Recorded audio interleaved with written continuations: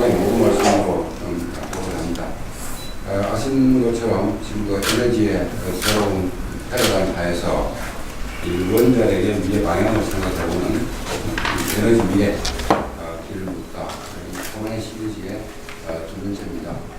첫 번째는 지난 3월 31일에 주제가 후쿠시마 원전 사고 5년 우리 원전 안전한가 하는 주제로 해서 안전 문제를 한번 짚어봤습니다. 그때의 대체적인 결론이랄까요? 그건 뭐였냐면은 원자력이 안전하기 때문에 활용해야 된다가 아니라 그렇다기보다는 활용해야 되기 때문에 안전해야 한다 하는 쪽으로 의견을 좀 많이 모았던 이런 2차 설명했습니다. 오늘은 이제 두 번째 시간으로서 원자력 편입, 비용, 그리고 지속 가능성에 대해서 짚어보고자 합니다. 잘 아시는 것처럼 우리가 정부가 과거에 보면 원자력 비중을 설정을 할 때에 전력 수요를 먼저 전망을 하고 전력 구성을 초안을 한다는 발표를 합니다. 그렇게 되면 항상 수요 전망이 많다 적다 가지고 다시 논의가 다시 원칙으로 돌아가고 그 다음에 또 보면은 원자력이 많다 보니까 신대세가 된다 안 된다 이렇게 굉장히 이 어떤 대결 구도적인 측면으로 많이 갈등을 빚어왔던 게 사실입니다. 그래서 우리 작년 초에 국회 토론에서 어떤 얘기가 있었냐면 그런 식의 낭비적인 논란을 거듭하기보다는 우리가 이 시나리오를 작성을 해서 어느 것이 정말 국익에 도움이 되는지를 냉정하게 판단한 다음에 그 시나리오 중에서 하나를 골라서 가는 것이 훨씬 더 효율적이다 하는 얘기를 했습니다.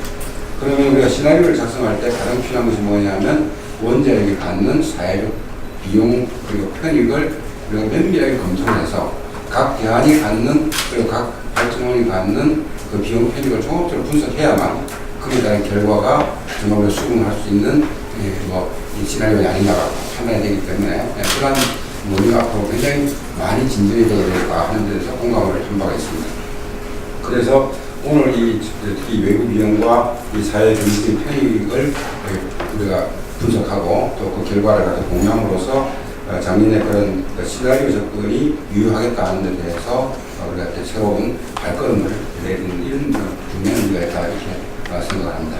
그래서 얼른 좀 길었습니다만 그러한 맥락에서 오늘 또 이 부분에 대해서 아주 또 배가 있는 김은경 교수님을 모시고 먼저 주제 발표를 듣고 세 번의 토론을 듣도록 하겠습니다.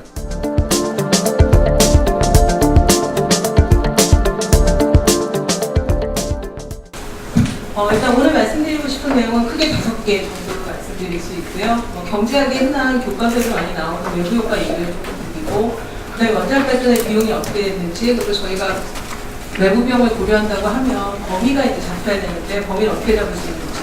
근데 이 범위를 잡을 때 그냥 이거 다 범위다 이렇게 말을 할 수 없으니까 이제 해외에서는 어떤 식으로 외부 비용을 범위를 했고 내부화를 시켰는지 이 부분 좀 확인을 하고.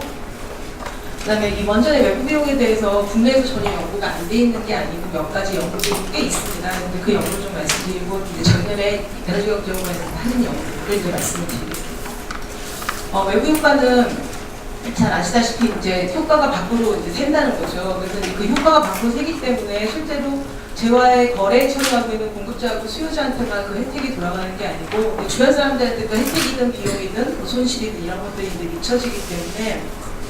그런 걸 같이 감안하게 해야 된다는 그러니까 의사결정 당사자라고 말하는 건 수요자고 사람들이 주변 사람들한테 전혀 이 재화의 거래하고 상관이 없는 주변 사람들한테 영향을 미치고 있다는 걸 인식하게 해서 이제 의사결정을 좀 다르게 가져갑시다 라고 하는 게 이제 기본적인 외부 효과의 얘기입니다. 그래서 긍정적인 것과 부정적인 것이 같이 공존을 하는데 이제 원전은 전체적으로 이제 그 사고라는 측면 때문에 이제 부정적인 외부 효과가 이제 많이 언급이 되고 있고요. 그래서 이 부분은 이제 부정적인 외부 효과에 대해서 정리해 놓은 거라고 보실 수 있습니다. 원전의 비용을 보면 이제 크게 직접 비용하고 외부 비용하고 나눌 수 있고 이제 많이 실제로 발전사에서 이제 측정하시는 것들이 직접 비용의 대부분의 직접 비용 다 하고 그다음에 외부 비용에서 일부 넣어야 되는 것들이 조금 포함이 됩니다. 해외에서 문헌들을 좀 보면 이제 외부 비용에서 이제 이런 일상적으로 원전을 운영을 해서 이제 거기서 어떤 생태계나 사람들의 신체나 이런 쪽에 이제 영향을 미치는 것들이 있는데 그런 것들도 다시 포함을 시키는데 우리는 그것까지 포함을 시키고 있지 않고요. 그래서 이렇게 이제 비용 구조를 이제 보실 수가 있고 그래서 직접 비용이라는 부분하고 이제 외부 비용을 나눌 수 있고, 이제 사회적 비용은 이 두 가지를 합한 것들을 이제 말합니다. 직접 비용은 이제 보시면 아시다시피 이제 일단 원전 지을 때 건설비가 얼마나 들어가느냐가 관건이고, 그래서 순공사비하고 이제 건설이자가 이제 일부 있고요. 당연히 압도적으로 이제 순공사비의 비중이 훨씬 더 크다고 할 수 있습니다. 이제 항목들은 위에 거 보시면 되고, 이제 그럼 외부 비용의 범위를 도대체 어떻게 잡아줄 거냐라는 게 이제 관건인데, 아마 이제 많은 문헌들에서 보셨을 텐데, 그 2003년에 유러피언 커미션에서 그 익스턴이라는 프로젝트를 실시를 해서 그러니까 이건 원전만 다루고 있지 않고요. 화력 발전이나 신재생에너지 각종의 원에 대해서 이제 동일하게 비교를 하고 있는데, 그 외부 비용을 이제 측정을 해서 이제 도출을 해내고 있습니다. 근데 거기서는 근데 2003년이기 때문에 이미 후쿠시마 사고가 나기 훨씬 전의 일이라서 실제로 사고에 대한 얘기를 하고 있지 않고, 이 원전을 그냥 루틴하게 오퍼레이션 시켰을 때 과연 어떠한 비용들을 우리가 감안해야 되느냐라는 걸 언급하고 있습니다. 그리고 말씀드린 것처럼 그러니까 원전뿐만이 아니고 지금 뭐 화석 연료나 아니면 뭐 신재생이나 이런 쪽도 같이 다루고 있기 때문에 주로 이제 생태계나 신체에 미치는 영향 이제 이런 쪽들을 이제 많이 살피고 있죠. 근데 이제 이 보고서는 특징이 이제 이것도 레퍼런스로 굉장히 많이 쓰이는 보고서인데 외부 편익에 대해서도 좀 언급을 하고 있고요. 근데 외부 편익의 경우에는 비용하고 다르게 비용의 경우에는 정량적으로 얼마나 제시를 하고 있는데 편익의 경우에는 이제 정성적인 분석을 하고 있습니다. 그래서 이제 어떤 거에 도움이 된다. 지금 보시는 뭐 에너지나 뽑은 연구 뭐 이런 데 도움이 된다. 그래서 되게 좋다. 이렇게 이제 있어요. 그 다음에 이제 그 앞에서 말씀드린 그 익스턴 2 같은 경우에 이제 심각한 원전 사고에 대해서 언급을 하고 있는데 크게 두 가지를 이제 얘기를 하고 있고요. 이런 부분을 좀 감안을 해줘야 된다라고 말을 하면서도 실제로 비용을 측정함에 있어서는 사고를 반영하고 있지 않습니다. 그리고 이제 2008년에 나왔던 케이스라는 이제 프로젝트가 한 가지 더 있는데 이 보고서 같은 경우에도 이제 이유를 대상으로 해서 이제 전원별로 비용이 얼마씩 들어가는지에 대해서 이제 고민을 하고 있고요. 이거 역시 사고에 대해서 언급하고 있지는 않습니다. 그러니까 아직 그러니까 후쿠시마 사고가 나기 전이라서 이런 사고에 대한 얘기를 하고 있지 않고요. 실제로 이제 좀 더 이유스럽게 이제 기후 변화 쪽에 대해서 얼마나 영향을 미치는지 그것들에 대한 이제 언급이 주로 많이 되고 있습니다. 그리고 이제 후쿠시마 사고 난 다음에 이제 일본 정부가 제일 먼저 했던 게 이제 비용 등을 이제 확인하는 작업이어서 우리나라에서도 엄청나게 이제 리퍼런스로 이용이 되고 있는 2011년 이제 비용 등 검증위원회에서 한 보고서가 있습니다. 이제 각 원에 대해서 모두 다 얘기를 하고 있고요. 신재생 에너지에 대해서 하고 있고, 그래서 직접 비용하고 이제 사회적 비용이 얼마나 되는지에 대해서 언급을 하고 있고, 특히 이제 사회적 비용이라고 말을 하면서 언급했던 부분이 크게 이제 세 가지가 있습니다. CO2 대책 비용하고, 그다음에 사고 위험 비용하고, 이제 정책 비용이라는 부분이 있는데, 조금 이제 저희한테 익숙하지 않은 게 이제 정책 비용에 이제 해당이 되는 거고요. 그래서 이제 실제로 이제 정부가 뭐 FIT, 그러니까 일본 정부가 FIT든 뭐 이런 식으로 해서 많이 지원을 하고 있다는 것도 이제 다 같이 섞어서 여기서 이제 얘기를 하고 있는데, 제가 지금 신재생 에너지 FIT에 대해서 말씀드렸지만 실제로 이 2011년 작업을 할 때는 그 신재생 에너지에 대한 보조금이나 이런 부분은 여기에 책정이 되어 있지 않습니다. 주로 이제 원전에 대한 얘기를 많이 하고 있고요. 오히려 뭐 신재생 에너지 홍보 활동이나 이런 쪽의 것들은 다 이 정책 비용에 이제 카운팅을 하고 있습니다. 그리고 이제 가장 최근에 나온 자료로서 이제 볼 수 있는 게 2015년에 나왔던 발전 비용 검증 월킹풀로에서 이제 작업을 한 건데, 이것 역시 이제 2011년 분석 결과하고 이제 비교를 한다는 의미 때문에 모든 원에 대해서 다 얘기를 하고 있고요. 근데 요 부분에서 이제 보시면 앞에 거하고 비교를 해야 되기 때문에 이제 사고 대응 비용을 넣었는데 좀 차이가 나는 건 좀 더 사고 비용이 과거에 비해서 명쾌해졌다는 측면이 있습니다. 그러니까 2011년에는 얼마만큼 보상을 해줘야 되는지 알 수가 없기 때문에 이제 그런 부분들이 좀 흐릿하게 들어갔다고 한다면 많은 가정을 놓고 들어갔었는데 2015년 같은 경우에는 이제 좀 더 실제로 배상이 이루어졌고, 그래서 이제 배상이 이루어지는 과정들을 선을 씻어서 좀 더 그 금액이 명쾌해졌다고 할 수 있습니다.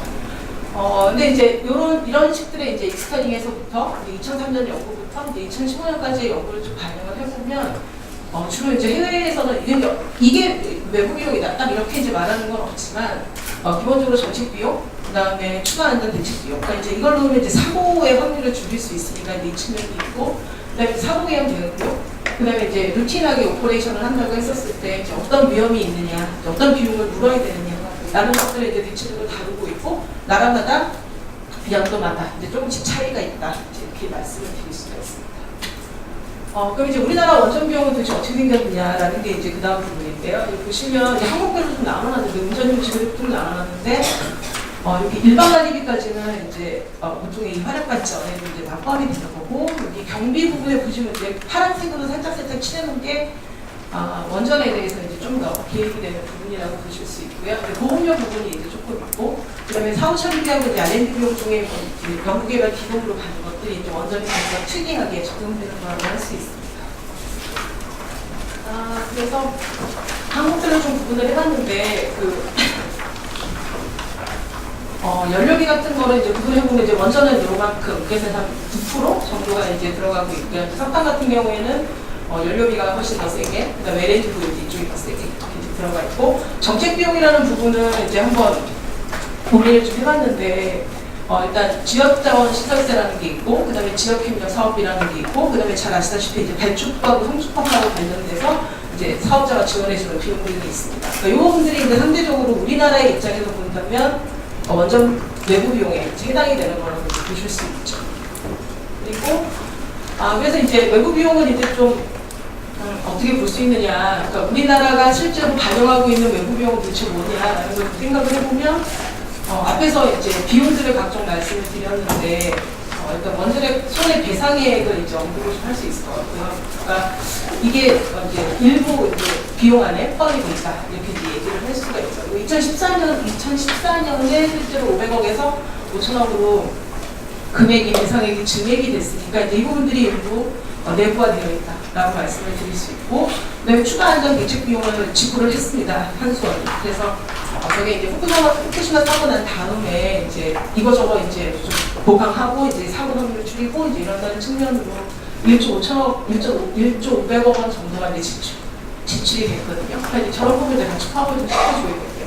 아까 앞에서 말씀드린 이제 정책 비용이 있는데 이게 이제 대축법하고 성주법을 통해서 이제 사업자가 실제로 지역 주민에게 이제 지급을 하고 있으니까 이제 그런 측면으로 내부화되고 있고, 그다음에 사업 처리 비용은 앞에서 포함이 되어 있고, 그다음에 일상적인 운영에서 이제 발생하는 그런 생태계나 뭐 신체나 이런 쪽에 미치는 영향들이 있는데 이제 그런 것들을 이제 좀 감안해서 외부 비용을 이제 카운팅해줄 수 있을 거라고 생각이 듭니다. 그래서 이제 보시면 과연 근데 이제 우리나라가 어떤 걸 반영하고 있느냐라고 하면 이제 그러니까 NEA에서 말하는 루틴한 오퍼레이션하고 그다음에 사고가 발생하는 거를 이제 비교를 해보면 사고는 이제 일부 들어가 있고요. 아까 앞에서 말씀드린 5천억이나 이제 뭐 이런 것들, 그다음에 1조 500억 지출한 거 이런 것들도 좀 들어가 있고, 이 위에 부분이 이제 상대적으로 좀 덜 들어가 있다고 얘기를 드릴 수가 있습니다. 실제로 방편을 나간 거에 대해서는 비용이 측정이 되고 있고 실제로 정부도 실시를 하고 있기 때문에 일부 포함이 되어 있는데 전반적으로는 이제 좀 안 돼 있다고 할 수가 있죠. 그 앞에 말씀드린 익스천 2 같은 경우에는 우라늄을 추출하는 과정에서 생길 수 있는 각종의 외부 비용들을 카운팅을 해주고 있습니다.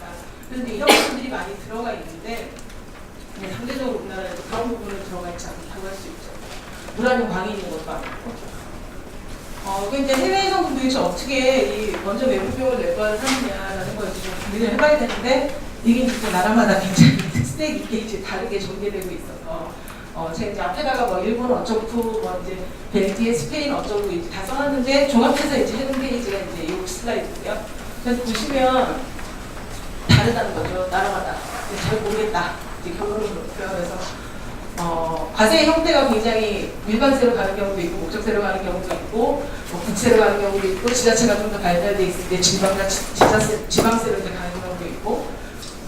그게 이제 우리나라에서 도대체 그러면 연구를 어떻게 했느냐라는 부분인데 이게 딱히 어떤 무슨 딱 수렴한 값이 나와 있다고 말씀드리기는 좀 어렵고, 연구가 이제 하시는 분에 따라서 이제 조금씩 다르게 나오는데 가정을 어떻게 설정했느냐에 따라서 이제 많이 차이가 납니다.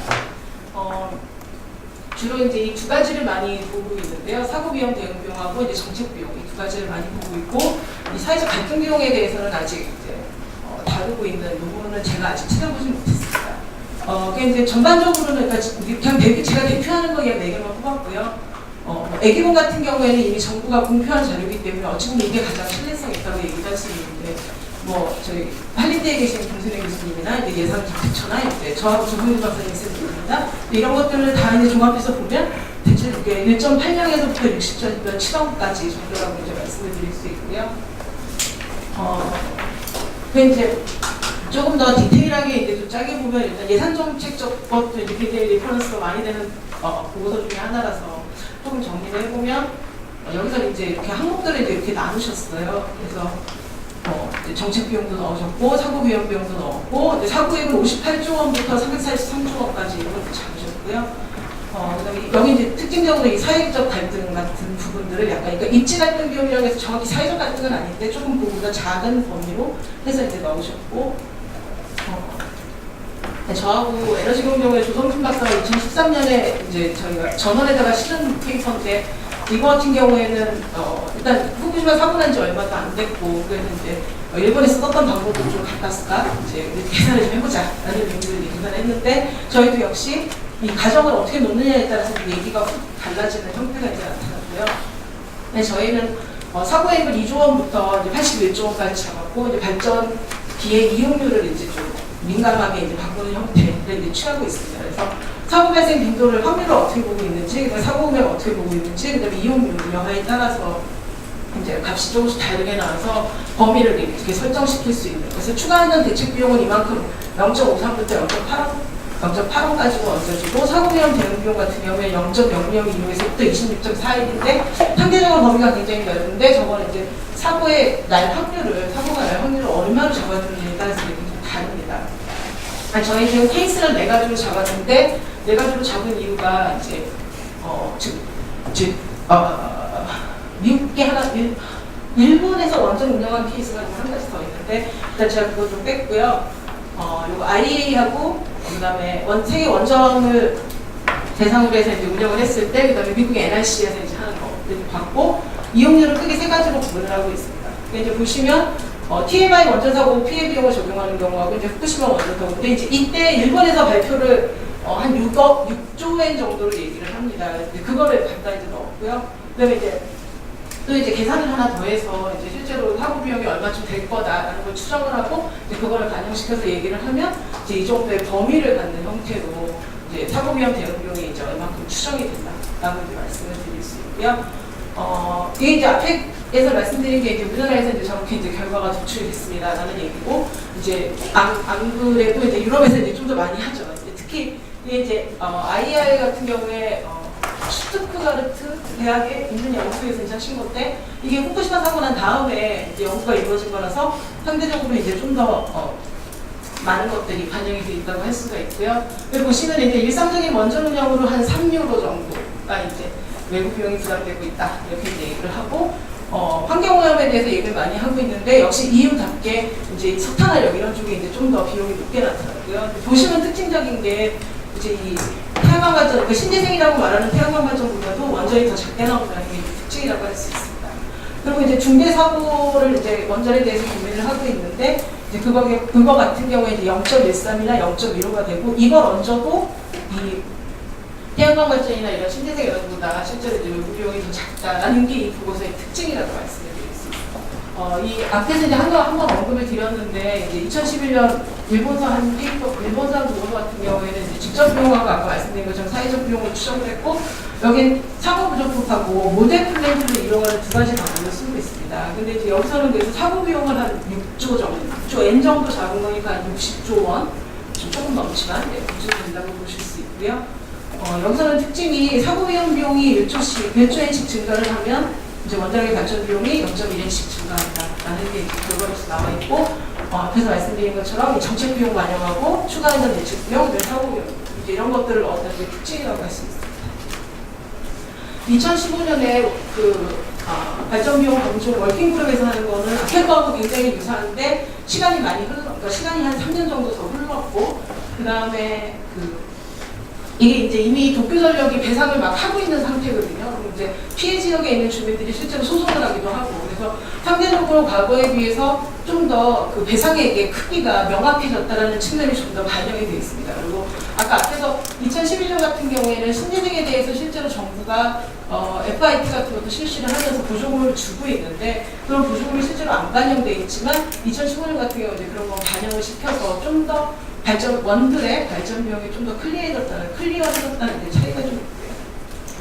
그래서 보시면 이제 재산정된 피해 비용 규모는 아까 앞에서 제가 약 6조 엔이고 우리나라 돈으로 한 60조 원 정도 된다고 말씀드렸는데 이제 훨씬 불어서 12.2조엔쯤 되고요. 한 120조 원 정도 된다고 보실 수 있는데 이걸 그대로 갖다 쓰지는 않습니다. 그러니까 왜냐하면 그 원전이 입지한 지역이나 인구 밀도나 이런 거, 그리고 산업의 구성이라든가 지역의 GRDP라든가 이런 거 감안을 하기 때문에 이제 조정을 해서 실제로는 90.1조다라고 이제 얘기를 하고 있고요. 한 90조 원쯤 된다고 보실 수 있고, 근데 이제 이걸 가지고 이제 원전 사고 위험 대응 비용을 구하면 약 0.3엔쯤 나오는데 실제로 이 값은 2011년에 대출한 값보다는 훨씬 작습니다. 그 이유가 앞에서 말씀드린 대로 이게 피해 규모는 커졌거든요. 그래서 일반적으로는 이 사고 위험 대응성이 커져야 되는데 여기서 이제 추가적 안전대책 같은 걸 실시를 했기 때문에 사고의 위험이 상대적으로 줄었다는 거죠, 과거에 비해서. 그래서 이제 그거를 반영을 시켜서 사고 위험의 확률이 과거에 비해서 이제 절반 정도로 줄었기 때문에 이제 그걸 반영을 시키면 결과적으로 외부 비용의 정도가 얹어져야 되는 외부 비용과 작아진다라는 걸 이제 얘기를 하고 있습니다. 그래서 이거는 이제 피해 비용 어떻게 도출했는지에 대한 건데, 피해 비용은 이렇게 항목별로 나누고 있고요. 그래서 아까 앞서 말씀드린 12.2조 원이 나오는데 이걸 이제 각 지역의 특성, 인구 밀도, 산업의 구성 이제 이런 것들을 반영을 시켜서 좀 조정을 하는 거죠. 이제 조정을 해보면 이렇게 이제 바뀌고 가장 큰 건 역시 배상 비용 부분이 이제 가장 크게 나타납니다. 그리고 이게 이제 2011년에 했던 연구하고 2015년에 했던 연구에 이제 비교를 해보는 건데 2015년에는 상호비용법을 쓰지 않고 그러니까 발전사끼리 서로 돈을 모았다가 이제 나중에 사고가 나면 이제 꺼내 쓰는 이런 데 취한 게 아니고요. 원래 플랜트 방식을 사용을 해서 이제 하고 있습니다. 근데 이제 아까 말씀드린 거대로 사고 확률이 반으로 훅 줄었기 때문에 그래서 이제 결론적으로 사고 위험 대응 비용도 이제 반 조금 이상으로 이제 감소를 하게 된 거죠. 실제로 피해 비용은 증가를 했음에도 불구하고. 그리고 이제 정책 비용 부분이 있는데 정책 비용은 이제 이 보고서를 보시면 실제로 4가지를 언급하고 있습니다. 근데 4가지 다 반영하지 않고요. 요 위에 있는 2가지만을 이제 반영해서 얘기를 하고 있고, 근데 특징적인 게 제가 계속 말씀을 드리고 있는 건데 신재생 에너지에 대한 부분에서 이제 이 IRR이 대체적으로 원마다 조금씩 차이는 있는데 일본 같은 경우에 약 6% 정도를 감안을 하고 이제 구매 가격을 설정을 하고 있거든요. 지열이 가장 이제 IRR을 구매해줄 이율은 높고, 근데 태양광 발전 같은 경우에 한 6% 정도를 이제 감안을 해주고 있는데 그 6%라는 그런 IRR의 비율을 원래 다 다시 반영을 시키고 있습니다. 그러니까 결론적으로 신재생의 비용이 조금씩 더 올라가는 형태를 보여주게 되는 거죠. 근데 그렇게 해서 해보면 실제로 이런 정부가 지원해주는 신재생 에너지에 대해서 지원해주는 것보다 원전의 정책 비용 쪽이 훨씬 더 저렴하다라는 걸 이제 도출을 하고 있습니다. 이제 이게 지금 제가 좀 전에 말씀드린 정책 비용이 이제 이렇게 다릅니다라는 부분인데 보시면 이제 원자력이 1.3이고요. 풍력이나 지열, 그다음에 태양광이 이쪽에 있는데 이제 풍력, 지열 이런 쪽이 좀 더 태양광에 적용하는 IRR보다 율이 높거든요. 지열이 약 18% 정도 해당이 되기 때문에 그런 측면에서 이제 태양광이 좀 더 정책 비용이 낮게 측정이 됩니다. 이제 그럼에도 불구하고 여전히 원자력보다는 낮다는 거죠. 죄송해요. 원자력보다 높다는. 그래서 이제 이게 지금 항목별로 좀 나눠서 각 원전을 비용이 얼마나 들어가는지를 이제 정리를 해놓은 겁니다. 보시면 원전은 이제 사고 위험 대응 비용이 있고요. 나머지 원들은 없고요.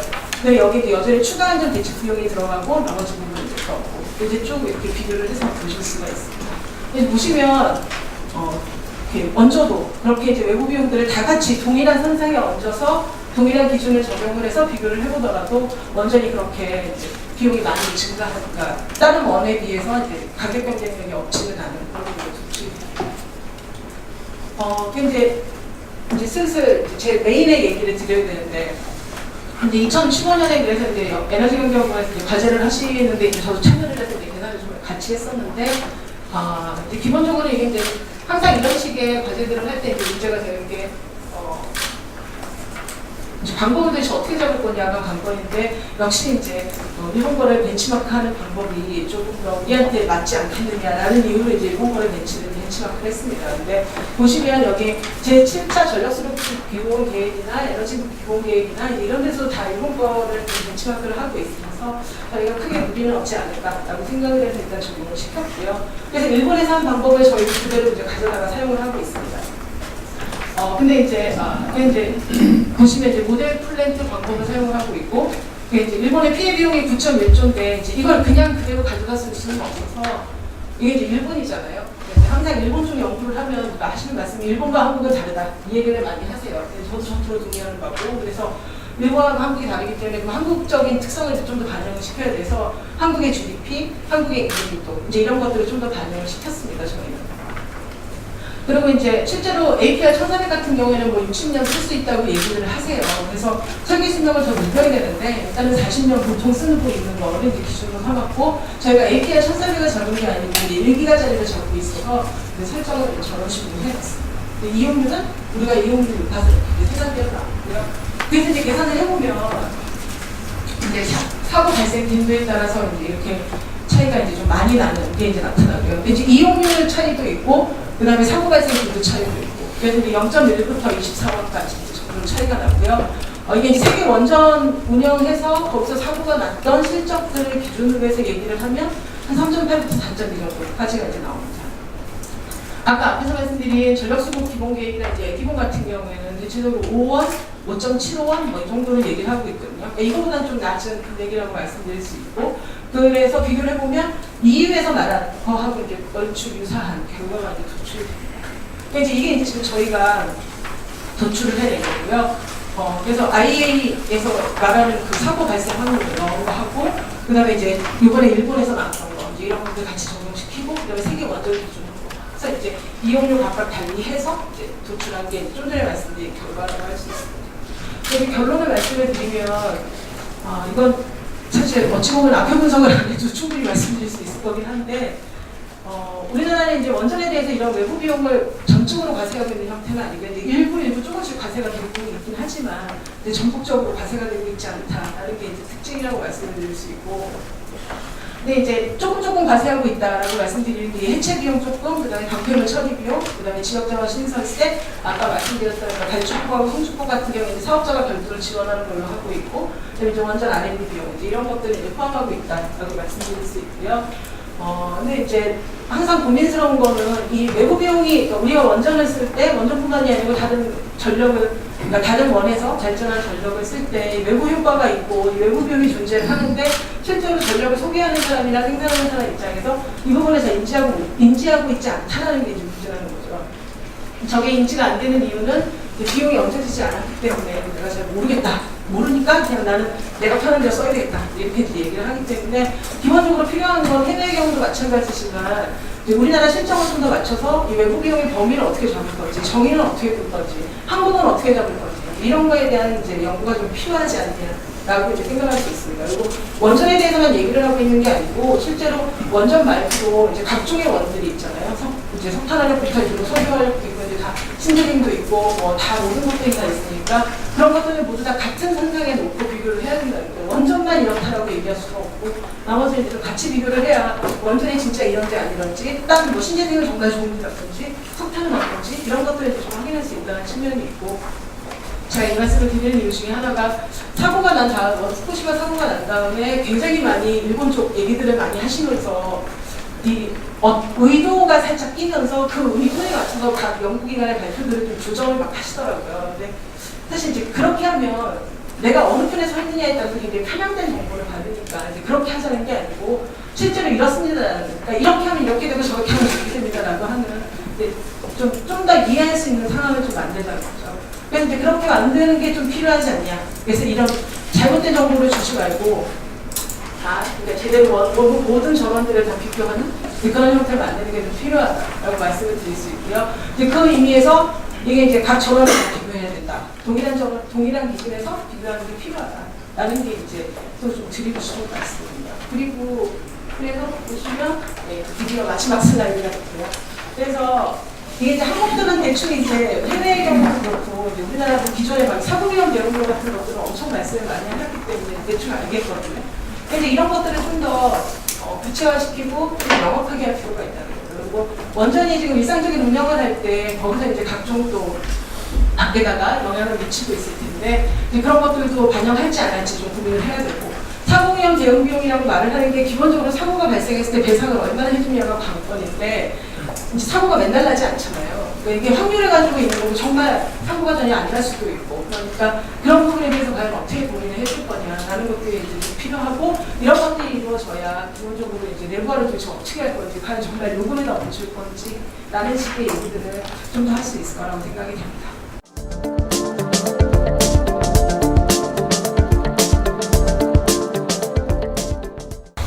김용 교수님께서 원자력 발전의 비용에 대해서 직접 비용 그리고 외부 비용에 대해서 상세히 설명해 주셨고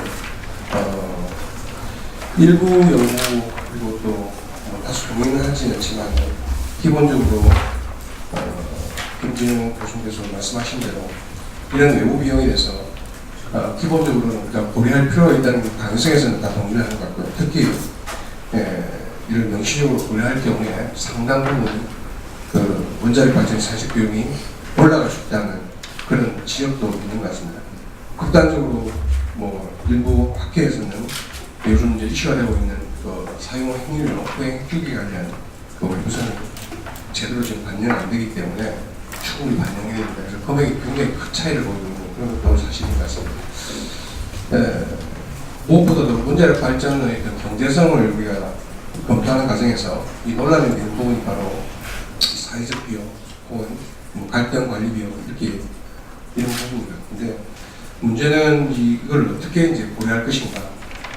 김용 교수님께서 기존의 연구들 그리고 본인이 직접 수행하셨던 연구에서 그 항목을 구분하는 문제 그리고 항목을 구분하였다 하더라도 어떤 가정을 정하는가. 아까 전에 사고 위험 확률에 따라서 너무나 큰 편차를 보이고 있는 게 사실이거든요. 그래서 이게 약간 원자력에 대해서 비판적 시각을 가지게 될 경우에는 좀 전에 말씀드린 대로 이런 비용들이 이런 확률들이 제대로 반영이 안 되기 때문에 상당히 큰 비용이 고려되는 것이 사실인 것 같고 반면에 이제 이 대형 논리 쪽에서 보면 그런 사회적 환경적 요인을 고려하는 것이 타당하지만 과연 이렇게 무리한 가정, 현실적이지 못한 가정을 했을 때 큰 주가 나오니까 문제가 있지 않느냐. 또 큰 반박 중에 하나는 실제로 원자력 발전으로 인해서 그리고 어떤 사용 행위의 관리를 통해서 외부 비용이 발생하는 건 사실이지만 그 외에도 사실 긍정적인 효과가 있다. 우리가 산업 연장 효과라든지 원자력 발전소 해야 되는 거 안보적인 측면에서. 그래서 저 개인적으로 오늘 토론을 하면서 어느 것이 맞다 안 맞다 했던 그쪽에 있었는 얘기보다도 이런 얘기들이 진행되고 있고 제일 나중에 뒷부분 말씀드리겠습니다만 원자력 발전의 경제성을 이야기할 때 결국 우리가 외부성 이야기를 해야 되고 이 외부성을 어떻게 반영시키는가 반영시키는 관점에서 여전히 한계가 존재할 수밖에 없고 한 가지 원칙을 우리가 정해볼 수 있지 않겠냐 그런 관점에서 말씀을 드리도록 하겠습니다. 잠깐 아까 중에 일부 이제 사후 대응 비용 관련해서 그리고 현재 우리나라 정부에서 제도적으로 지원하고 있는 원자력 발전 관련 걸 말씀해 주셨는데 저도 이 자료를 정리했기 때문에 참고 내용으로 잠깐 설명을 드리면 제 생각에는 큰 덩치로 한 세 가지 정도를 나눌 수 있습니다. 먼저 이제 우리나라 경우는 신규 발전소, 신규 원자력 발전소 이 건설하는 과 그다음에 실제 원전을 운영하는 과정에서 아까 말씀하신 발전소 주변 지역 지원에 관한 법률 발주법이라고 하는데요. 여기서 이제 원전 주변 지역 지원 사업 그리고 주민 지원 사업 이렇게 크게 나눌 수 있고요. 여기에다가 이제 2005년도에 새로 신설됐습니다만 한국 수력 원자력 그러니까 한수원에서 직접 사업자 지원 사업이라는 형태로 지원을 하고 있습니다. 그러니까 원자력 발전소를 건설하는 것 그리고 운영하는 과정에서 생기는 전부는 아니지만 일정 부분을 사실은 이런 지원 제도를 통해서 사실은 정책 비용으로 외부 효과를 사실은 반영하고 있다고 보시면 되고 참고로 89년부터 2014년까지 그러니까 보리, 한빛, 월성, 한우 해서 우리 흔히 말하는 4개 원전 주변 지역에 경제 편입, 지방세를 포함해서 총 2조 7천억 정도가 소요된 걸로 집계가 되고 있습니다. 그 다음에 이제 우리가 생각해 볼 게 바로 그 경주 중저준위 폐기물 처분시설 유치지역 지원에 관한 법을 해가지고 우리 잘 알고 있는 특별지원금 3천억에다가 그 지역 지원 예산이 한 3조 2천억에서 한 3조 5천억 원이 중저준위 어떤 폐기물 관리를 위해서 사실은 지원되는 한 외부 비용을 볼 수 있고요. 이제 관심이 초점되는 부분은 얼마 전에 정부에서 발표를 했습니다만 바로 후행획주기 원자력 발전소를 돌리고 나서 그 사용 행위료가 남는데 그걸 어떻게 관리할지에 대해서 사실 이슈가 모아지고 직접적 비용 이외에도 좀 전에 말씀드린 그 정책 비용 일종의 이제 수용성을 높이기 위해서 사용자들이, 사업자들이 결국은 이에 대한 지원을 해야 되는데 이게 하나의 이제 외부 비용을 작용할 수 있겠죠. 뭐 사용 행률에 대해서는 잘 아시겠습니다만 지난 37년간 이야기는 그랬습니다만 아직까지 해결된 바가 없고 문제는 벌써 월성 같은 경우는 19년도부터 3년밖에 안 남았죠. 그리고 다른 발전소들은 2024년이 되면 이미 원전 내에 사용 행률과 포함되면서 이걸 빨리 처리해야 되는 게 시급한 문제로 되어 있고요. 그래서 이제 현재 정부에서 검토 중인 지원 체계를 대략 살펴보면 기본적으로는 근검성 지원에다가 경제와 마찬가지로 지지역의 어떤 지역개발 사업 이렇게 지원한다고 되어 있습니다. 금액도 내부적으로는 결정되었습니다만 오늘 문자에서 제가 말씀드린 곤란하고요. 특별 지원금 형태가 들어가고 또 지원 수수료 해가지고 사용 행률을 원전에서 꺼내서 중간 그리고 연구 청구 시료를 더할 때마다 일정 부분 다발당 얼마씩 이렇게 지원 수수료를 해요. 물론 여기는 직접적인 비용이 아니고 그 지역에 별도로 주게 되는 정책 비용으로서 별도의 추가 지원을 말씀드린 거예요. 그 다음에 이제 세 번째 항목이 하나 있는데 그게 바로 사용 행률 보완 비용이라고 있습니다. 지원 수수료는 원래 이제 방을 찾아서 중간 저장 연구 청구를 할 때 내는 걸 말하고 여기서 말하는 사용 행률 보완 비용이라는 가기 전까지 우리가 시설을 제대로 보완 못했기 때문에 약간의 시설에 어떤 공백기가 있습니다. 그러니까 포화 시기는 닥쳤는데 우리가 중간 보장이라든지 중간 보관이라든지 연구 청구 시설이 준비가 안 되기 때문에 한 10년 짧게는 10년 길게 한 20년 동안에 그걸 어쩔 수 없이 원전 내부에 놓아야 되는데 그러니까 수조에 놓는 건 아니고요. 원전 부지 안에 별도의 이 건식 저장 시설을 통해서 이렇게 놓게 되면 그러면 여기에도 사실은 그 지역 주민한테 피해가 간다는 가정하에서 비용을 부담하게 하는 되죠. 그 다음에 경제와 마찬가지로 또 상당 부분의 인프라 구축을 통해서 여기서는 뭐 일자리 창출 또 지역 경제에 기여할 수 있는 어떤 유관기관을 유치한다든지 도시개발 이런 것들을 포함해서 별도의 패키지로 인프라 구축 사업 이런 것들이 지금 논의되고 있는데 사실 제가 보기 굉장히 큰 이슈가 될 수 있고 원자력의 어떤 경제성 이슈뿐만 아니라 향후 우리가 원자력을 계속 지어야 되냐 말아야 되냐 큰 틀에서 원자력 정책과 관련해서 이 사용 행률 관리 문제가 가장 큰 문제가 될 수 있다고 저는 생각합니다. 그 원자력 발전 관련된 제도적 지원책 큰 틀에서 외부 비용을 반영하기 위해서 이 하는 것들은 분명히 시설 유치에 대한 어떤 수용성을 제고할 수도 있고요. 또 시설 유치에 따른 비용 편의 어떤 불공정성을 지정할 수도 있고 흔히 말하는 시설에 내재한 사회적인 외부 비용을 반영할 수, 내고할 수 있는 그런 좋은 기제로 작용할 수 있다고 생각합니다. 근데 결국은 이제 다시 돌아와서 그 당위성에 대해서 인정하지만 과연 얼마만큼을 지원하는 것이 적절할까? 사실 이 문제가 뻔한 이야기입니다만 사실 쉽게 대답을 할 수 없는 그런 문제가 있고 아까 전에 우리 김민국 교수님 발표 자리에서도 아마 뒤에 패널에서도 말씀드리겠습니다만 외국의 유수한 연구기관 또 외국의 전문가들이 사실 국가별로 학자별로 다 다른 숫자를 갖고 있고 그 숫자 자체가 조금 차이 나는 게 굉장히 큰 편차를 갖고 있다는 걸 보면 사실은 이 문제가 그렇게 간단한 문제가 아닐 뿐더러 사실은 굉장히 이걸 주장하는데 쉽지 않다. 현실적인 제약이 존재한다는 걸 알 수 있을 것 같습니다. 그래서 저는 뭐 이 숫자를 가지고 어느 것이 맞고 얼마만큼 해야 된다는 그 이야기는 오늘 뭐 발표 쪽에서 하실 거고요. 한두 가지 정도 하나의 어떤 정성적인 원칙을 한번 생각해 볼 수 있을 거예요. 무엇보다도 지금 바로 당면 가지고 또 어떤 사용 행위를 관리에 관한 지원과 관련해서는 사실 이 수준이 기본적으로는 해당 지역 주민이 체감하는 부정적인 영향을 상세하고도 남는 수준에서 결정돼야 된다는 것이죠. 실질적으로 기술적으로 그리고 아주 객관적으로 이 비용을 정확히 산출만 할 수 있다면 얼마나 좋은 일이겠습니다만 실제로 이 원자력 안전성 관련해서는 이전에 서울대학교에서도 이런 프로그램을 통해서 나왔습니다만 아무리 기술적인 측면에서 안전하다고 하더라도 그것을 받아들이는 입장에서 있던 안전성은 별개의 문제라고 그것을 무조건 어떤 그분들의 억지 그리고 뭐 불합리한 생각할 것이 아니라 실제로 느끼는 체감하는 안정성에 대해서 우리가 인정할 필요가 있다는 그 점에서 말씀드리고 싶습니다. 두 번째 관점은 그 반대편 입장에서 얘기해 볼 수 있는데요.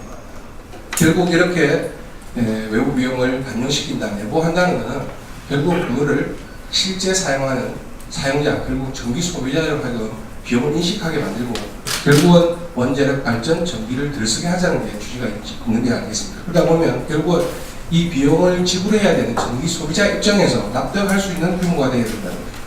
사실은 우리가 재원이 얼마든지 있고 정부 재정에 문제가 없다면 사실은 줄 만큼 줘서 사실은 어떤 그분들의 요구, 원전 지역 주민의 상대적인 피해를 보상하는 게 좋겠지만 사실은 반대편에 있는 지불해야 되는 사람 입장에 본다면 의 세금의 형태든 부가금의 형태든 전기요금의 형태로 전기 소비자들이 부담을 해야 되기 때문에 부담할 수 있는 범위 내에서 사실은 부담할 수 있는 그 조건에서 사실은 어느 정도 수준에 결정되어야 된다. 사실은 이 금액이 기하급수로 늘어나서 사실 원자력 발전이 극단적으로 기존의 화석연료나 신재생에너지보다도 못한 경우가 나온다면 사실은 원자력 발전을 할 필요가 없는 거예요. 그나마 원자력 발전하는 가장 기본적인 이유는 다른 여러 가지 이유도 있겠습니다만 아직까지는 상당 부분 사실 경제성을 확보하고 있기 때문에 우리가 그 문제도 많고 사실 논란의 여지가 있는 원자력 발전소를 돌리는 건데 만약 이런 외부 비용이 너무 커져가지고 사실은 기존의 우리 석탄, 가스, 심지어 신재생까지 하다가 사실 원자력 발전을 할 필요가 없는 거고 사실은 전기 소비자 입장에서 지불할 이유가 없는 것이 아니습니까? 그러다 보니까 하한과 상한이 어느 정도 사용자 입장에서 그리고 그 피해를 상대적인 잠재적인 피해를 당하는 입장에서의 범위가 정해져야 된다 이렇게 말씀을 드리고 싶습니다. 마지막으로 드리고 싶은 말씀은 이 어떤 특정 재와 서비스의 어떤 경제성은 결코 시야와 공간을 초월할 수 없다는 겁니다. 저는 이 원자력 발전소 경제성도 마찬가지 생각됩니다. 우리가 10년 혹은 좀 더 뒤로 돌아서 10년 전에 원자력 발전을 이야기하면 항상 경제성 관점에서 사실은 뭐 이야기할 필요 없을 정도로 싸게 됐습니다만 사실 시대도 변했고 상황도 변했고 우리 소득 수준도 변했고 사실은 전기, 에너지 사용에 대한 어떤 모든 것들이 다 변한 관점에서 사실은 이걸 그냥 피해가야 할 문제로 본 것이 아니고 보다 적극적으로 대처해야 될 문제로 또 적극적인 대처라는 것은 비용을 제대로 인식하고 그걸 제대로 반영하는 기제를 만드는 수단을 만드는 것이 아닌가 그런 생각을 해봅니다.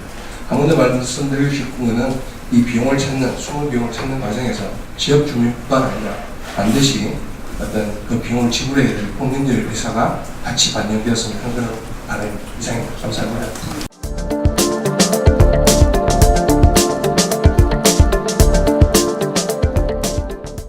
외부 비용 관련해서 원자력 관련해서는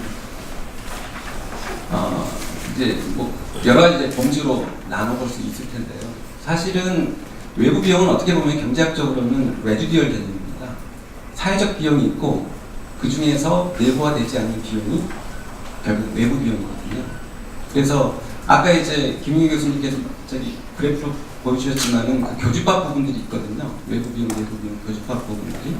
그래서 예를 들어서 원전 안전 대책을 강화하면 강화할수록 또 내부 비용이 늘어나는데 그럴수록 외부 비용이 줄어드는 면이 있고 특히 뭐 원전 해체 비용이라든가 뭐 여러 가지 이제 비용들이 과거에는 조금 잡혀 있다. 그러면 이제 내부 그러니까 100% 내부화가 되지 않은 상황이죠. 그게 이제 그런 비용들이 정상적으로 이제 인상이 되면서 그 비용들은 내부화되는 가는 과정인 것 같습니다. 근데 그 중에서도 뭐 여러분들 얘기하셨지만은 아직까지 내부화되지 않은 비용이 사고 위험 비용인 것 같아요. 그래서 사고 위험 비용을 추정하기 위해서 뭐 여러 가지 방법이 있는데 지금 이제 김윤경 교수님께서 얘기해 주신 거는 대부분은 이제 기대값을 결정을 한 것 같아요. 기대값이라면 잘 아시겠지만 확률 곱하기 피해 비용인데 사실 후쿠시마 전에는 외부 비용 별로 중요하지도 않고 사람들이 별로 신경도 안 썼습니다. 그때는 그 중대사고 위험 비율이 그 소외로 방사선이 대량 노출되는 그런 위험을 보통 10의 마이너스 6승을 받기 때문에 피해 비용이 아무리 크더라도 10의 마이너스 6승 곱하면 기대값이 얼마 안 나와요. 그래서 사실은 외부 비용에 논의가 없다가 후쿠시마 사고 이후에 우리가 생각했던 사고 확률이 과연 10의 마이너스 6승인지 여기에 대한 이제 의문이 시작되면서 외부 비용에 대한 논의가 시작이 됐고요. 근데 학문적으로는 이 외부 비용에 대한 논의가 그 전에도 90년대부터 있었습니다. 그 전에는 이제 그 전에도 이제 물론 이제 사고 확률을 낮게 봤기 때문에 그 자체로는 별로 그 수치가 안 나왔었는데 그 비판자들은 이 얘기를 했어요. 첫 번째는 두 가지 외부 비용 사고 위험과 관련돼서 외부 비용을 봤는데, 첫 번째는 지금 아까 잠깐 설명을 해주셨는데 그 원전 사업을 하면서 보험을 사실은 드는 게, 손해배상 보험을 드는 게 거의 불가능하기 때문에, 왜냐하면은 그 위험 피해 자체가 굉장히 크기 때문에 어느 보험사도 통상적으로 보험을 가입해주지 않습니다. 따라서 국가가 배상 제한을 하거든요. 그래서 이런 배상 제한을 모든 국가가 다 하고 있습니다. 이런 배상 제한에 따른 어떤 숨은 이익들, 그러니까 배상 제한이 되지 않았을 때 지불해야 될 보험액들, 이런 걸 가지고 과거 뭐 프랑스라든가 캐나다라든가 미국 사례를 가지고 외부에서 이런 연구들이 있었습니다. 그래서 이런 어떤 히든 코스트 지원금 가지고 암묵적 임플리시트 서브시디라고 그러는데요. 이런 암묵적 지원금에 대해서 제가 이제 2013년에 했던 연구에서도 한번 추정을 해봤고요. 또 하나는 이것보다 더 중요한 요인 중에 하나가, 저희들이 의료보험 들고 자동차 보험 들고 이런 보험들을 다 들잖아요. 이 보험을 사실 보면 기대값으로 보면은 이게 굉장히 마이너스입니다.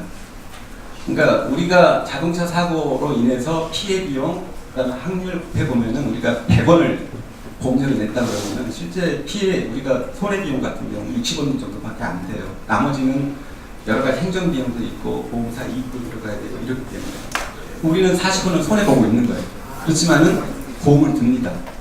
그 보험을 드린 이유는 그 사고 위험을 여러 가지 그러니까 확률은 낮지만은 그런 큰 피해를 당할 그런 어떤 가능성을 줄이기 위해서 우리가 보험을 걷잖아요. 이런 위험 피해, 위험을 피하려는 속성을 위험 회피 성향이라고 해서 경제학에서 부르는데, 이런 위험 회피 성향에 대해서 지속적으로 강조해 오고 있습니다. 그래서 90년대에도 원자력 업계에 대해서 확률은 10에 반해서 6도 낮지만은 이런 위험 회피 성향을 반영하면 훨씬 외부 비용이 높을 거라는 비판들이 계속 있었습니다. 그래서 2000년에 원자력 업계 문화재단, 프랑스 지금 원자력 문화재단 비슷한 기구에서 펀딩을 해가지고 연구를 했습니다. 근데 그때 연구를 한 결과 이런 위험 회피 성향을 반영하더라도 킬로와트당 우리나라 돈으로 한 1~2원밖에 안 된다. 그래서 위험 회피 성향 반영을 해도 외부 비용은 굉장히 낮다, 이런 결론을 내렸습니다. 근데 이제 다시 후쿠시마 이후에 이런 사고 발생 확률에 대해서 다시 고민을 하게 되면서, 그리고 이런 위험 회피 성향을 같이 반영을 하면은 이 비용들이 200원까지 올라갑니다. 제가 그 보고서에서 계산을 한 바에 따르면. 근데 이 방법론은 사실은 프랑스의 논문에서 했던 방법을 그대로 적용을 했었고요. 그래서 200원까지 많이 올라갑니다. 또 이런 위험 회피 성향을 조사하는 또는 반영하는 여러 방법론 중에 하나가 환경경제학 쪽에서 많이 쓰이는 질문, 가상적 가치평가법이라는 게 있습니다. CVM이라고 그러는데, 이런 CVM을 통해서 저희가 또 계산을 해봤더니 한 40원에서 80원 정도 외부 비용이 나오고 있습니다. 사람들이 주관적으로 인식하고 있는 이런 위험 회피 성향을 어떻게 반영하느냐에 따라서 단순한 기대값의 문제가 아니라 이런 리스크 프리미엄까지 같이 반영을 한다면은 그런 어떤 외부 비용에 대해서 다른 결론들이 조금씩 나올 수 있을 것 같고요. 그래서 제 보고서에 보면은 레인지가 아까 김윤 교수님 이상으로 좀 큽니다.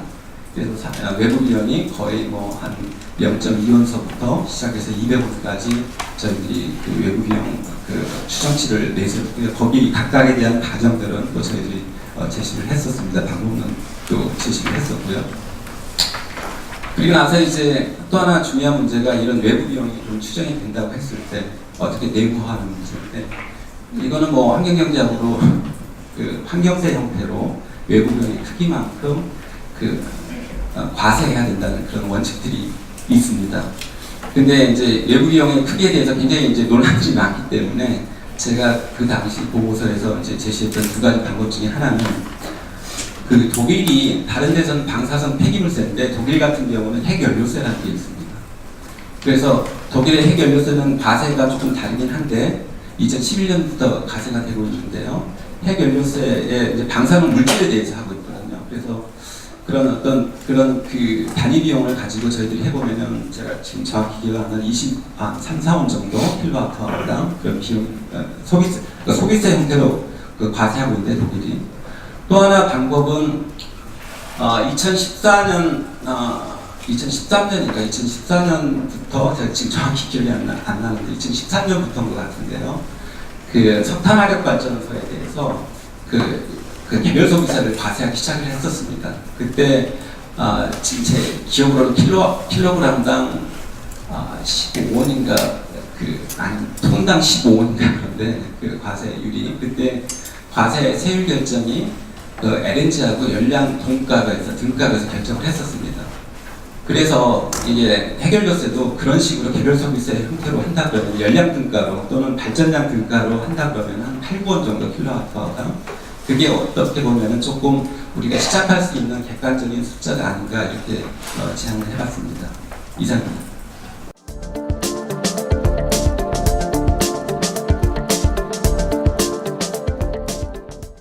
여러 가지 외부 비용을 내재하는 발제들을 많이 해주셨는데요. 오늘 사실 토론회 주제가 원자력의 편익, 비용, 그리고 지속 가능성이라서 제가 좀 편익 위주로 좀 설명을 좀 드리고자 합니다.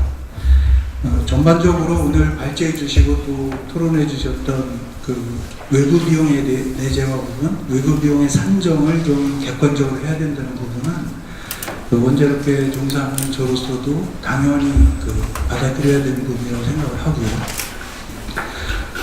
그보다는 그것 자체에 대해서 어떤 논의를 하는 것보다는 비용을 산정할 때 편익 부분도 좀 공정하게 평가할 필요가 있다. 그 말씀을 좀 드리고 싶습니다. 편익을 사실은 그 비용 면에서 그 경제 전문가도 아닌 제가 정확하게 말씀드린다는 건 쉬운 일은 아니고요.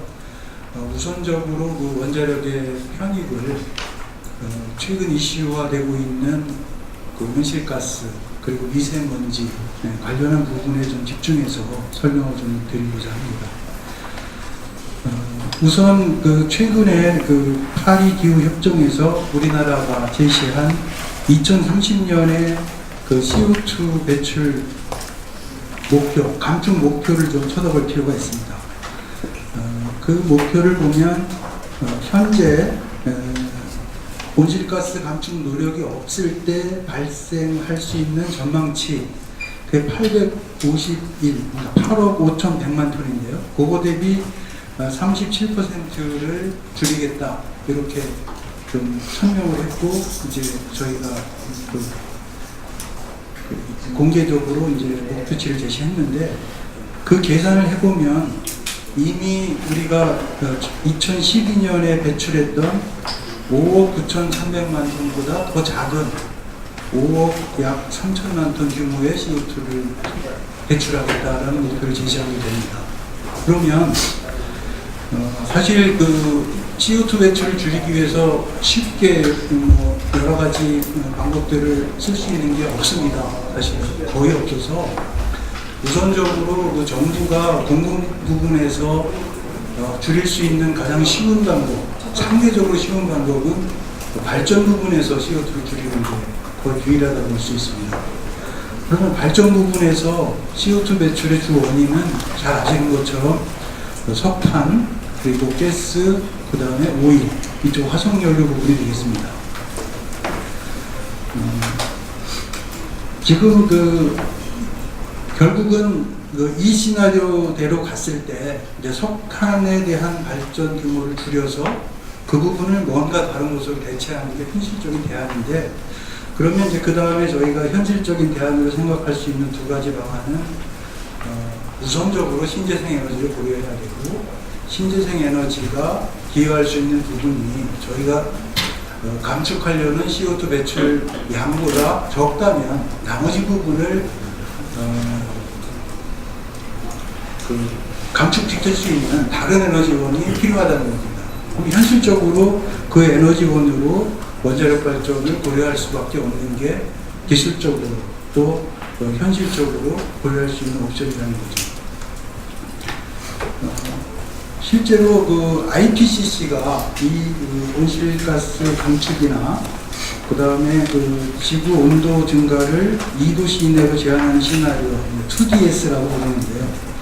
그 2DS 시나리오 달성을 위해서 제한하는 그 정책 목표를 보면 뭐 간단하게 뭐 지금까지 말씀드린 거와 똑같이 저탄소 전력 공급을 현재 대비 30 내지 80%, 국가마다 다르고 시나리오마다 다르겠습니다만은 이것을 증가시켜야 된다고 제안을 하고 있습니다.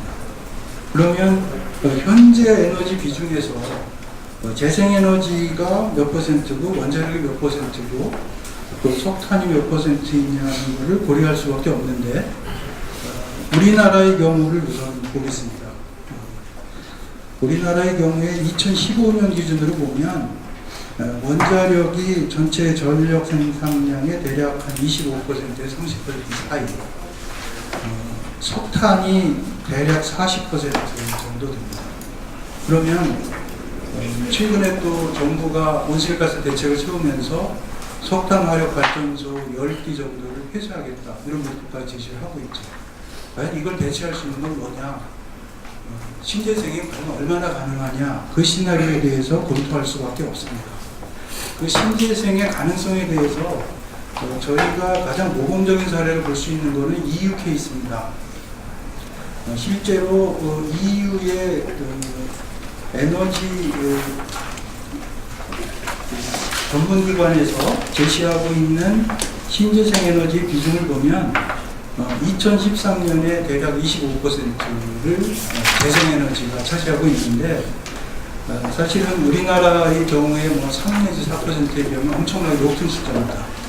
근데 이걸 조금 더 들여다보면 수력이 12% 이상을 차지합니다.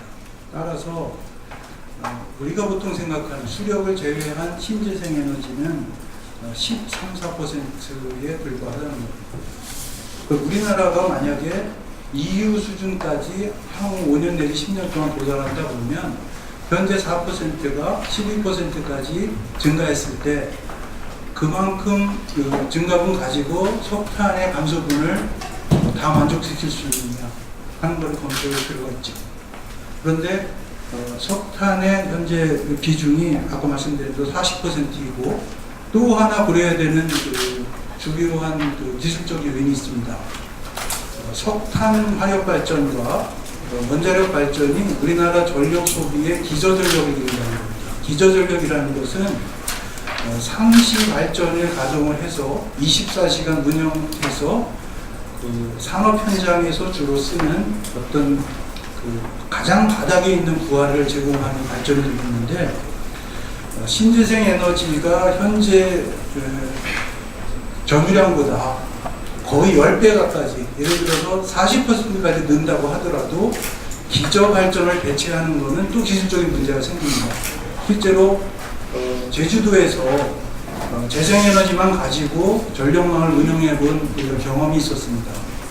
그래서 아시는 분들은 좀 정보를 가지고 계시겠지만 전력망 전체에 큰 문제가 생겨서 사실은 포기하는 그런 상황이 있었고요. 그런 것들을 다 고려할 때 석탄 화력을 대체할 수 있는 에너지 원으로는 원자력이 현재로서는 유일한 대안이다. 그러면 CO2 감축 목표를 달성하기 위해서 석탄 화력 발전을 줄일 때 신재생 에너지를 우선적으로 늘려야 되지만 그 늘리는 비용만 늘리는 데 필요한 여러 가지 비용을 생각하고 기술적으로 도달할 수 있는 한계를 생각할 때 원자력 발전을 고려할 수밖에 없다. 이런 걸 말씀드리고 싶습니다. 또한 그 CO2 저감량 관련한 원자력 발전의 실제 비용에 대한 기여분은 우리가 온실가스 저감 이득이라는 표현을 써서 이야기를 하고 있는데 국내 원전 설비 용량이 대략 21.7기가와트 일렉트릭 정도 되는데 90% 가동률을 생각했을 때는 유연탄 대비 온실가스 저감 이득이 연간 3조 원에 육박한다. 3조 원 이상이다.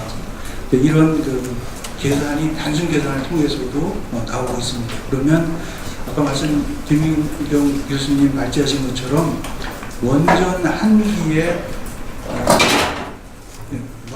1000메가와트 일렉트릭당 대략 1,450억 원 정도 되고요.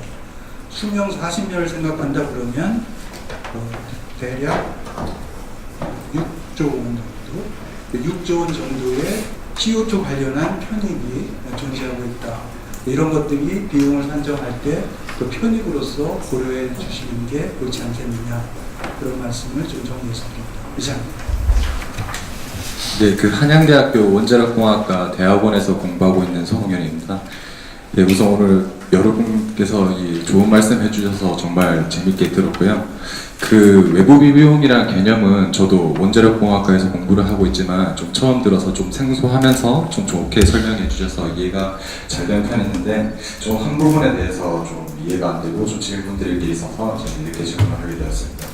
그 외부 비용이라는 것 자체가 제가 그냥 제 좁은 시각에서 바라보기에는 약간 보험금이라고 생각이 되는데요.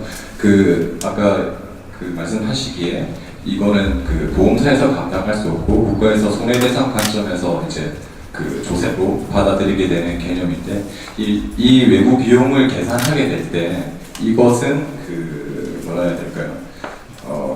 그 어떻게든 익스펜스나 매그니튜드의 프리퀀시를 곱해서 계산을 하지 않습니까?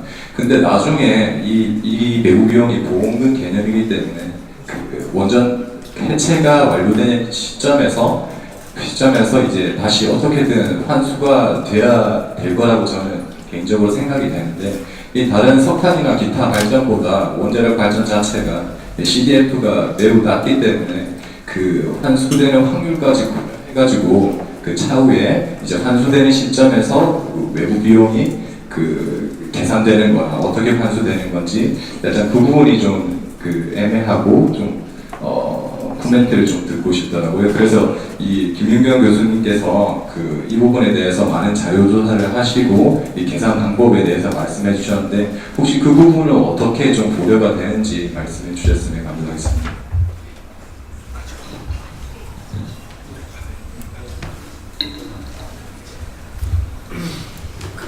그가 저기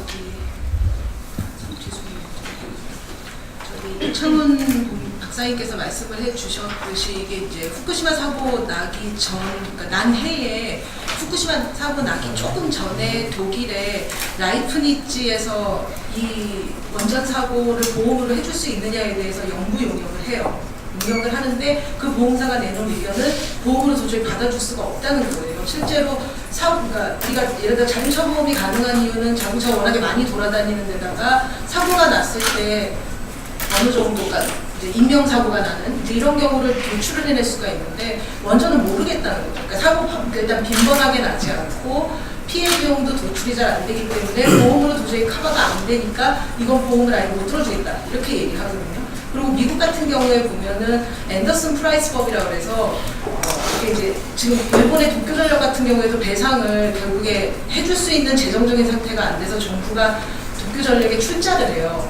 그래서 민간 사업자에다가 이제 약간 국유기업, 국영기업 비슷하게 이제 돼버려, 공기업 비슷하게 돼버렸는데 그 미국의 프라이스 앤더슨법 같은 경우에는 정부가 지원을 해주는 게 아니고 사업자들끼리 일정 부분씩 계속 기금을 축적을 해서 사고가 나면 이제 갚아주겠다는 거죠. 그러니까 서로 이제 제 돈 좀 내가 꺼내다 쓰고 내 돈 또 제가 좀 꺼내다 쓰고 이런 식으로 해서 이제 운영을 하고 있거든요. 그렇기 때문에 100% 나라마다 조금 특색이 있어서 사업자들끼리 서로 도와주는 케이스가 있고 그게 이제 상호구조법이라고 말을 하는 거고 이제 나라가 아까 말씀드린 도쿄전력 같은 경우처럼 이제 나라가 나서서 이제 배상을 해줄 수도 있는 처지가 되는 거죠.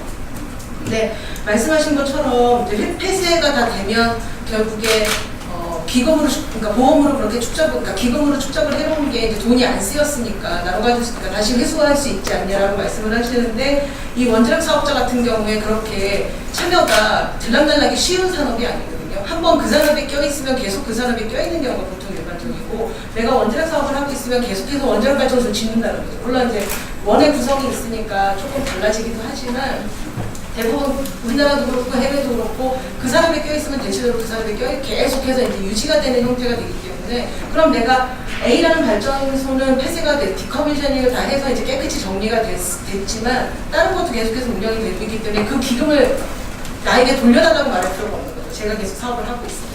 그래서 그렇게 실제로 말씀하신 것처럼 모아져 있는 기금을 다시 돌려주거나 했던 경우는 없습니다. 아직까지. 네. 저도 원자력공학과 김재영이라고 합니다. 저는 그 이창훈 공부장님한테 여쭤볼 게 있는데,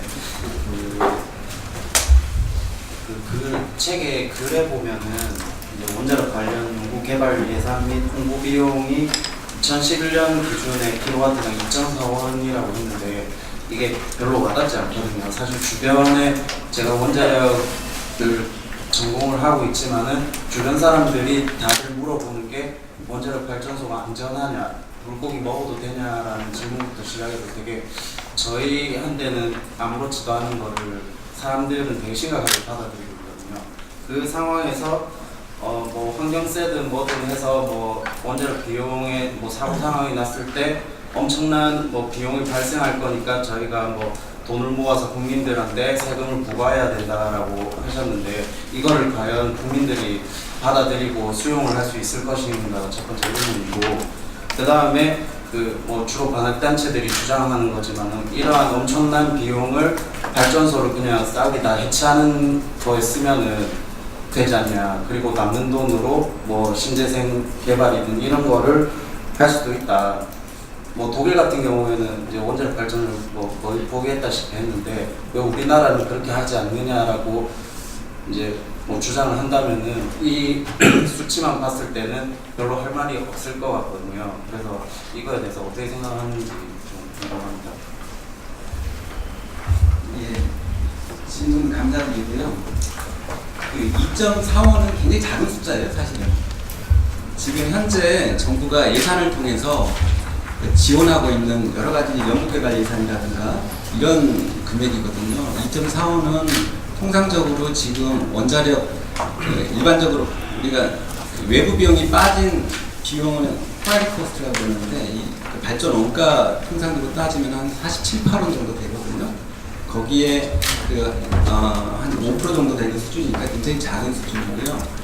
그 다음에 또 하나 질문은 어쨌든 뭐 외부 비용을 어떻게 산정하던 이 외부 비용을 국민한테 부과를 하면은 국민들이 반대를 하지 않겠는가 이렇게 말씀하셨는데 물론 그럴 수도 있겠죠. 근데 다른 에너지원들은 전부 다 지금 과세를 하고 있어요. 그러니까 우리는 모르는데 이미 전기요금에 포함돼서 나오기 때문에 모르는데 LNG 발전할 때 LNG에도 우리가 보통 하는 게 지금 LNG 그 다음에 석탄 그 크게 원자력인데 이 3대 발전원 중에서 LNG하고 그 석탄 발전에 대해서는 지금 과세를 하고 있습니다. 개별 소비세라는 명목으로. 그러니까 원자력만 지금 과세를 하지 않고 있어요. 그래서 원자력에 대해서 어느 정도 과세를 하더라도 그렇게 큰 조세 저항은 없지 않을까 생각됩니다. 참고로 그 3년 전에 그 석탄에 대해서 과세를 했을 때 국민들 전혀 모르고 저항 전혀 없었습니다.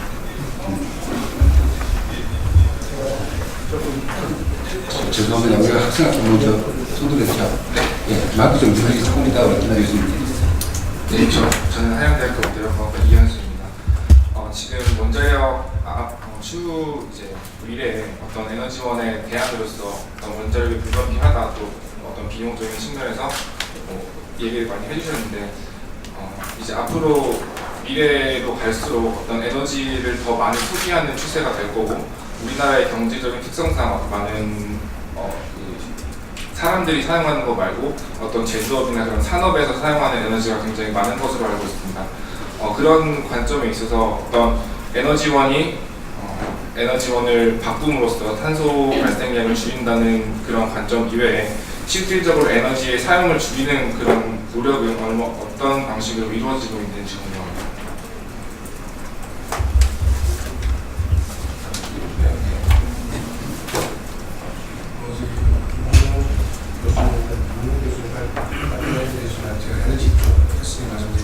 사실은 이제 대안이 불가피하다는 것은 저도 동의할 수 있는 부분 중 하나가 교수님 말씀 틀렸다는 거 아닙니까?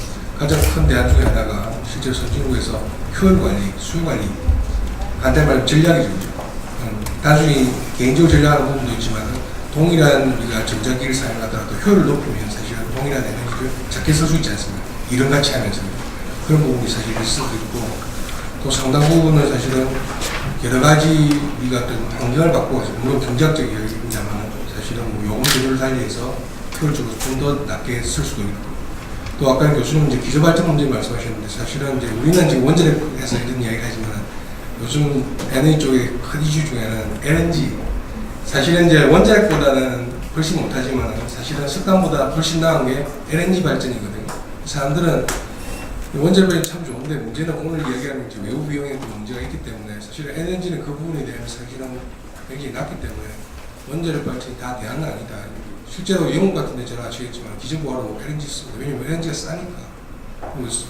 노르웨이 같은 데 수력이 99%인데 수력 자체가 사실 기존보가 될 수는 있거든요. 그러니까 비용의 문제이기 때문에 저는 가능하다 생각하고 아까 말씀 단점을 드리면 우리가 꼭 공급 측에서 하는 것도 있지만 수요 측에서 줄이는 것도 사실은 반대적으로 보면 공급을 줄일 수 있는 하나의 방법이 될 수는 있죠.